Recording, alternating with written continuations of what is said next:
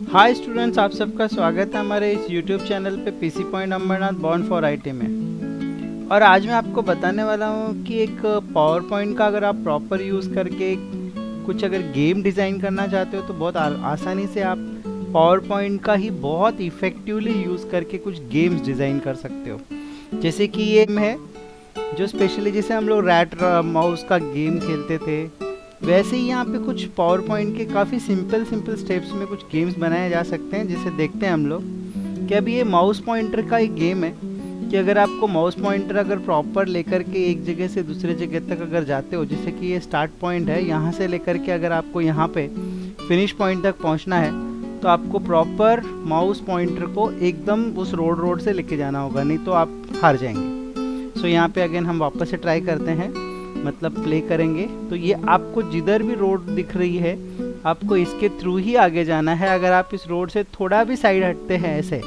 तो you loss the game. Again देखो, फिर से मैं जाता हूँ यहाँ पे, और यहाँ पे कुछ अलग अलग लेवल्स भी हैं। ये PR लिखा है, दैट मीन्स आपको क्या करना है, यहाँ पे प्रेस करना है तो आपको कुछ न्यू रोड्स मिलेंगे और उसके थ्रू ही आपको इस फिनिश लाइन पे आना होगा।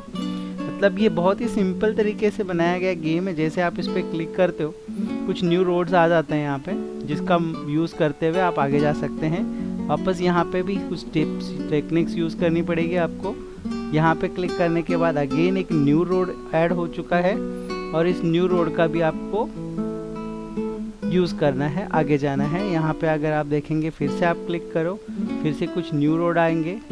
इस तरह से अगर हम लोग प्रॉपर अगर इस कर्सर को मूव करेंगे तो ही हम फिनिश लाइन तक पहुंचेंगे, अदरवाइज हम लोग हार जाएंगे। फिर यहाँ पे हमने क्लिक किया तो यहाँ पे एक न्यू रोड आ गया। मतलब इस तरीके से मुझे क्या करना है, इस न्यू रोड के साथ यहाँ पे पहुँचना है, फिर ये यहाँ तक फिनिश लाइन पे लेकर आएगा और इस तरह से हमने इस गेम को जीत लिया।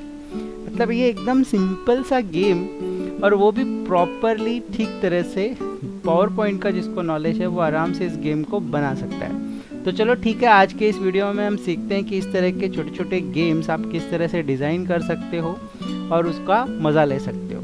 तो वीडियो को ज़रूर लास्ट तक देखिए। अगर आपने आज तक हमारे चैनल पे सब्सक्राइब नहीं किया है तो चैनल को सब्सक्राइब भी करके रखो, साथ में बेल आइकन भी प्रेस करके रखो, ताकि और भी बहुत सारे इन्फॉर्मेशनल वीडियोस इस हमारे चैनल पे आते रहते हैं, जिनको देख करके आप अपना नॉलेज बढ़ा सकते हो। चलो स्टार्ट करते हैं आज का इस स्लाइड शो की मदद से किस तरह से हम लोग एक गेम बना सकते हैं। तो चलो शुरू करते हैं।